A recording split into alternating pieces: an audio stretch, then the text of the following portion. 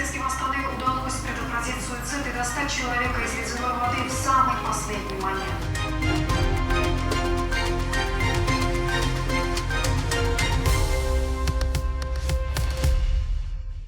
Күні кеше ғана осы көпірден секіріп кеткен ер адамды құтқарған полицейлердің ерлігі туралы бұқаралық ақпарат құралдары мен белсенді әлеуметтік желі қолданушылары жарыса жазған болатын. Жалпы оқиғаның мән-жайы мен полицейлердің қаншалықты осындай жағдайларға дайын екендігін өздерінен сұрап білейік.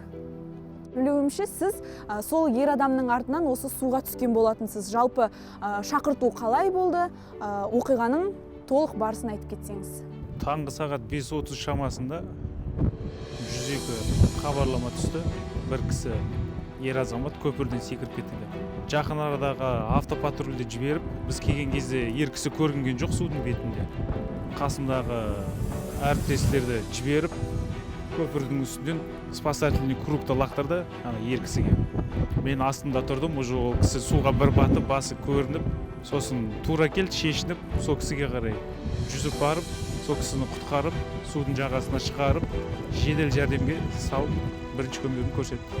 Ал қазіргі таңда ол ер адамның денсаулығына ешқандай қауіп жоқ, иә? Қауіп жоқ. Өзіңіз қанша жылдан бері ішкі істер органдарында қызмет атқарып келесіз? 2011 жылдан бастап. Сол 2011 жылдан бастап осындай оқиғалар жиі кездесті ме? Кездесті. Біз әрдайым халыққа қызмет етуге дайынбыз.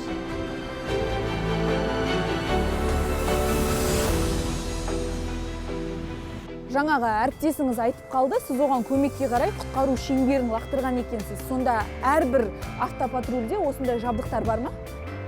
Әрине, міндетті түрде қамтылады. Себебі біз патрульдік полиция болғандықтан, кез келген оқиға орнына бірінші баратын болғандықтан бізде полный барлық жабдықтар қамтылады. Оның ішінде ең керектісі құтқару жилеті, құтқару кеудешесі, Арқан Александрова және құтқару шеңбері бізде жабдықталған. Және өрт сөндіруге арналған арнайы жабдықтармен қарастырылған. Және бұлардың барлығы бізде ең басты біздің жұмысымыз бірінші оқиға орнына барғандықтан, ол жердегі адамдардың өмірі мен денсаулығына қатысты болғандықтан, оларды қорғау міндетіміз болғандықтан, бұлардың барлығы бізде болу керек. Кешкі таралымда, болмаса таңертең таралымда бағытқа шығатын кезде бізге бұның барлығы тексеріледі және қарастырылады. Яғни адамды құтқаруға сай келе ме, жоқ па, жағдайы қандай барлығы қарастырылады. Яғни техникалық жарақтандыру жағынан толықтай қамтылғансыздар. Толықтай қамтылған. Тек қана жұмысқа шығатын кезде өздеріңізді психологиялық тұрғыдан дайындап шығып. Психологиялық жұмыстарда жүргізіледі, бізге адамды жұмысқа талпыныстыратын, ынталандыратын мадақтама қағаздар беріледі. Ал жалпы енді өзіңіз осы салада қанша жылдан бері қызмет атқарып? Осы салада 5-ші жыл жұмыс істеп жатқаныма. 5-ші жыл осы полктан, патрульдік полициядан бастадым. Ал 5 жылдың ішінде осындай бір келеңсіз жағдайлар көп болды ма? Күніге әртүрлі жағдай болады. Біреу тонап кетуі мүмкін, біреу ұрып кетуі мүмкін, тағы да басқа жағдайлар болады. Оның барлығына ең бірінші баратын біз болғандықтан бәріне сай болуымыз керек.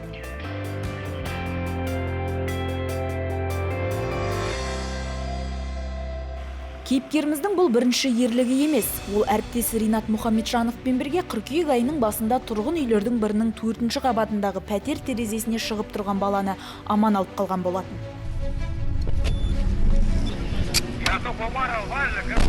Когда? Получается, поступила информация на канал 102 о том, что на 4-м этаже в окне ходят на подоконнике дети. По приезду незамедлительному на выезд прибыли, увидев 2 детей на подоконнике, сразу, не дожидаясь сотрудников МЧС, решили предпринять меры. После чего зашли на 5-й этаж, к соседям постучались, на что соседи отреагировали положительно к сотрудникам полиции. Открыв дверь, сразу оказали содействие. Можно от вас спуститься на 4-й этаж? Можно через балкон. Ой, пойдите. Взяв предварительно трос из машины, я, получается, обвязался тросом и спустился через окно спальни в окно 4-го этажа. В этот момент напарник держал меня за трос и поддерживал, мотивировал, чтобы все прошло удачно. Ал жазда нақтырақ айтсақ, өздерінің кәсіби мерекелері 23 маусым күні дәл осы патруль 86 жастағы қала тұрғынына көмектескен. Жедел жәрдем қызметкерлерін кіргізу үшін пәтер есігін ашуға мұршасы болмаған кейуананы сақшылар құтқарып қалды. Сол кезде де осылай жоғарғы қабаттан төменге түсіп пәтерге терезе арқылы кірген болатын. Бывают моменты, что страх берет верх, но все равно это наша работа. Мы должны всегда отреагировать просто моментально. Со своим напарником уже много времени ездим и друг другу увереннее. Главное то, что надежда друг на друга, это вот мотивирует и спасает, преодолевает страх. Бұл бүгінгі күннің батырлары.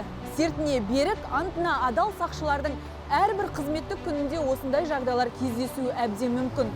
Олардың жанқиярлығы мен батырлығы көпшілікке үлгі болар сөзсіз.